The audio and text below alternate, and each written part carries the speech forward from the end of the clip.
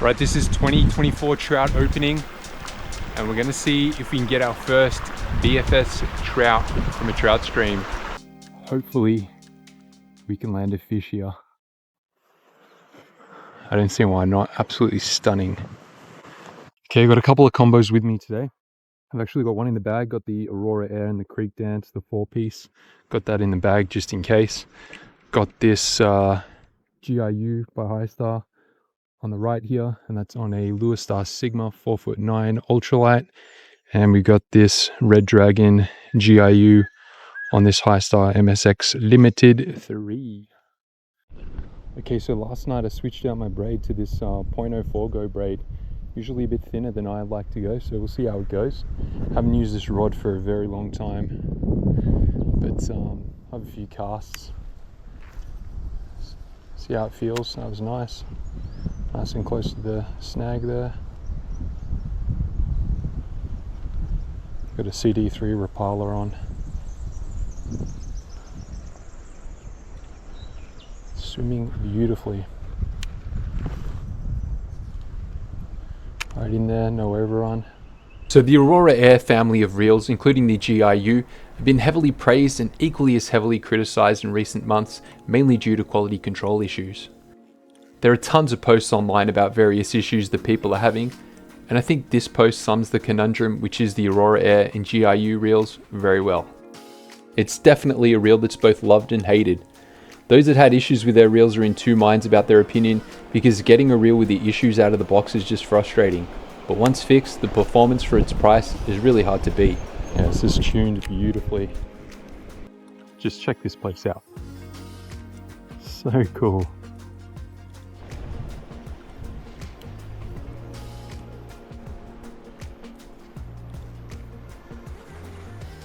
Huh.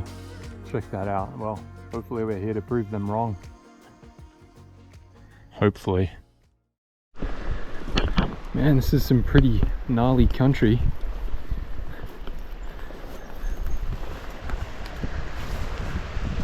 We'll find our way through. Alright, here we go. Seems like a first pool after the one at the bottom here. Just a little bit of a 10-minute walk probably. Maybe these rocks here in the water might hold some fish. We'll cast upstream to them.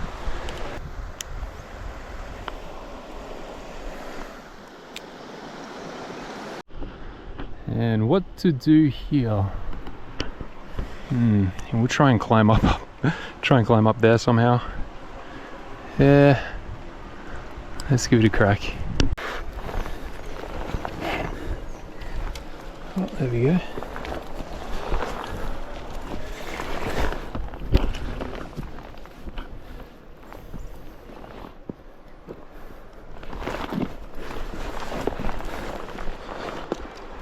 It's one of the warmest days for quite a while. I'm sweating it up a little bit here. Got a nice big pool though, that was worth it. See if we can spot any fish from up here. Water's pretty clear.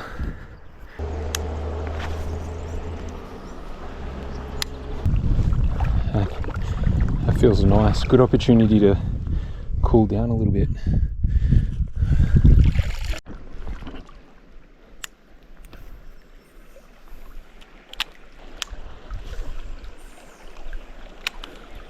Alright, well, just having a little bit of a break from the fishing here, and I thought I'd just talk about the Histar Aurora Air family, the GIUs and the Aurora Air. Obviously, it sounds like a bit of an intro to a promotional video or something like that, but that's definitely not what we're doing here. I mean, yeah, these reels, there's been a lot of inconsistencies with them. Got the Aurora Air here. I think I can sort of speak for them pretty. I've got some, experience with all of them. Red Dragon as well. So, are they good reels? Yeah, they're good reels at the price when they work.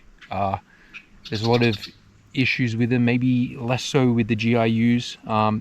Definitely my GIUs don't have any problems.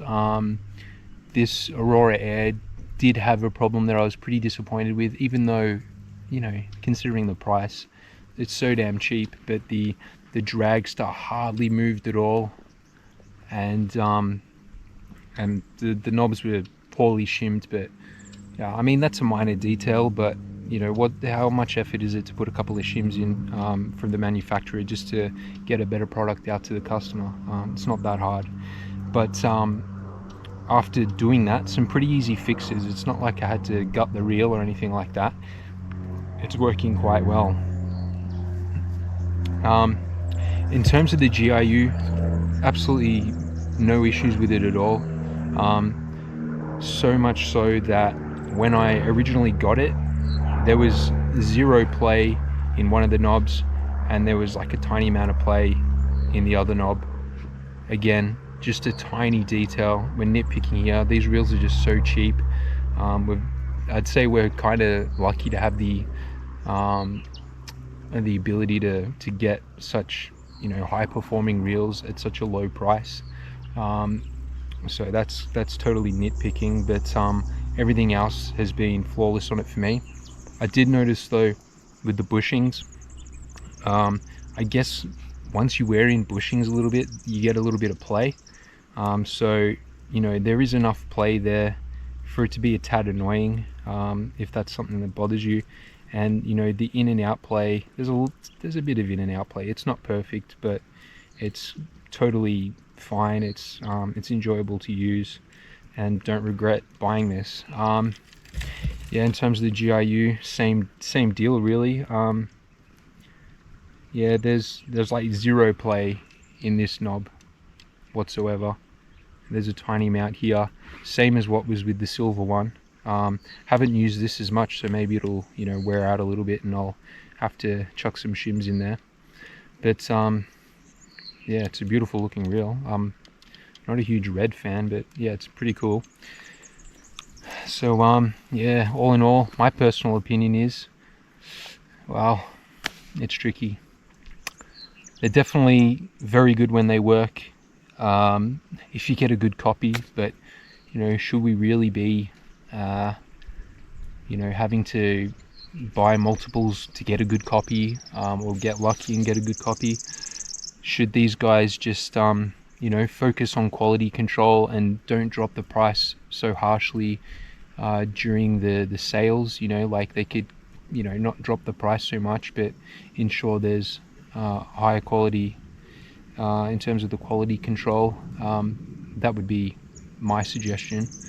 But yeah, that's what I reckon. Right, I think I can almost call myself a legit BFS angler now. I just got to land one. This is sick. And just gotta love BFS fishing.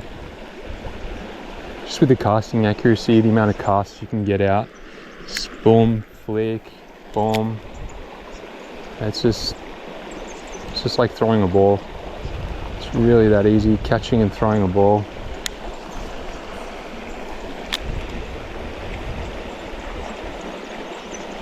If you haven't tried it, you gotta try it. You gotta go get yourself a budget BFS setup. You spend maybe as little as $100. Definitely for $150, that opens up your options. Oh, right behind that rock. And then if you get into the 300s plus, then you can really open up the options.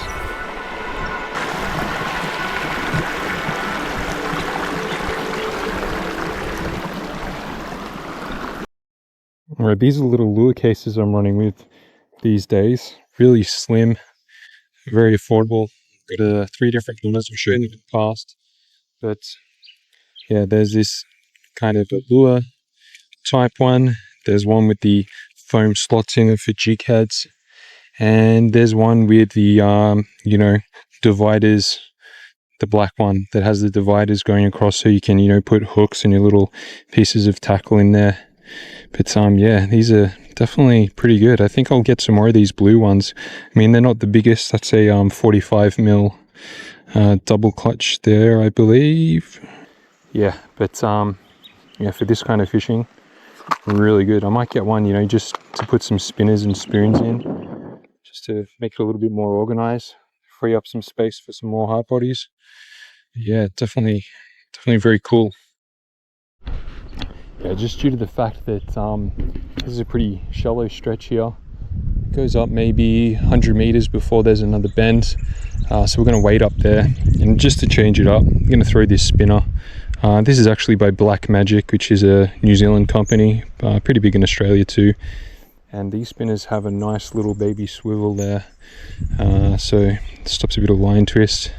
Don't think I've ever caught a fish on this, but yeah, because my trout confidence baits in my local area are usually those bigger ones. So let's see if we can get this one on the board. Just keeping the rod tip up so it doesn't flirt with the bottom too much. There we go.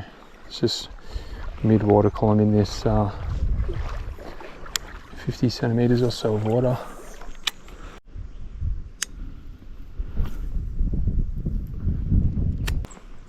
Oh, 100%. I just saw a fish just shoot up there. I don't know where it came from exactly, but that's good. First sign.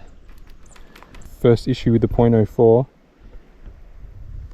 Don't really have side to side play, I don't think, but it got caught up in the side for the first time. I changed my casting stroke a little, and the brakes were not obviously set up for that, so I got that in the side there.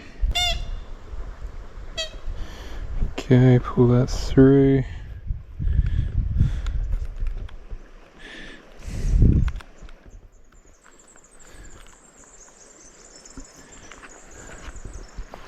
Come on, baby. There we go. I might just cast it downstream, get a little bit of tension on the line, so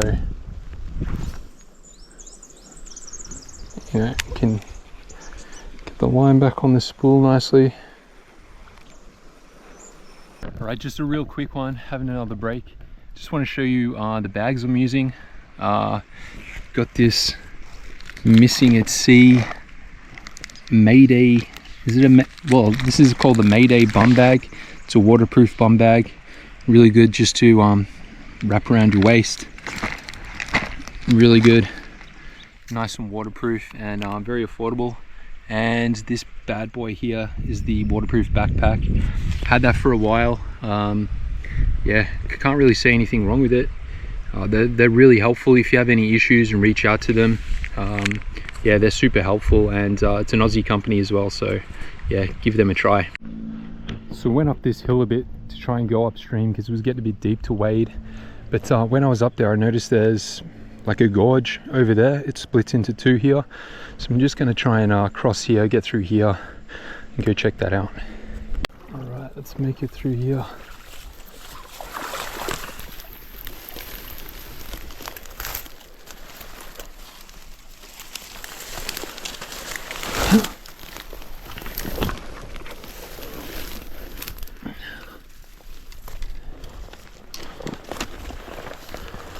Geez, you wouldn't want to be doing that at peak snake season, I'll tell you that. Wow, it's definitely worth it. Check this out.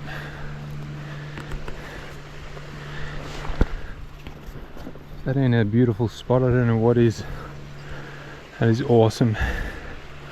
Man, this is what trout stream fishing is all about. It's all about the adventure. Haven't even got a bite, seen one fish. Pretty puffed out. But man, I'm just having so much fun. It's just so beautiful, so good for the mind and the body, coming out here doing this type of thing. This is what living life is all about. Not staying at home, getting out there, exploring stuff.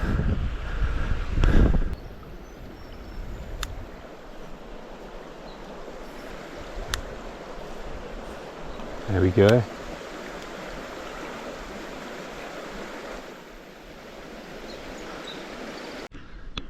All right, so I had a couple of casts from downstream at this snag and got nothing. Come over this shallow side. I I think I could see a ripple in the water up there. Got a couple of bends here. Hopefully this is a good spot.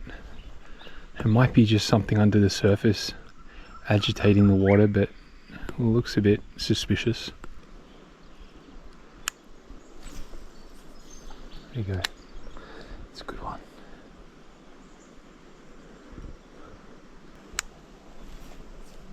Oh no.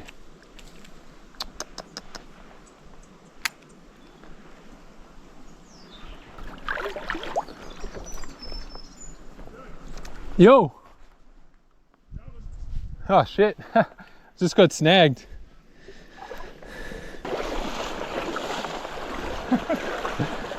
Yeah, good. Beautiful day. I reckon. Good spot. You found any? No, I saw one maybe in that straight stretch. Yeah. Kind of spooked one. What are they, browns? Browns, yeah. Yeah, it was probably 10-incher. Yeah, nice. But apart from that, no action. No. Sam from BFS Australia and I headed to the next stretch and we instantly saw some fish. No, definitely here. We both got a few follows but didn't get any hookups. Yeah.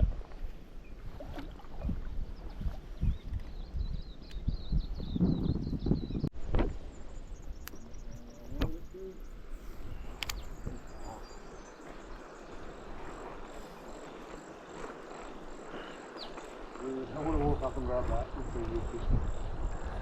Yeah, go for it. No, just take a few more steps, try and get up in the shadows and go from left to right. I got a blow up. I had been out in the water for about 4 hours and unfortunately had to head home. This was a great experience and made me super hungry to really put some hours into trout stream fishing this season. If you'd like to see more trout stream fishing, drop a comment and a like, and I'll catch you in the next video.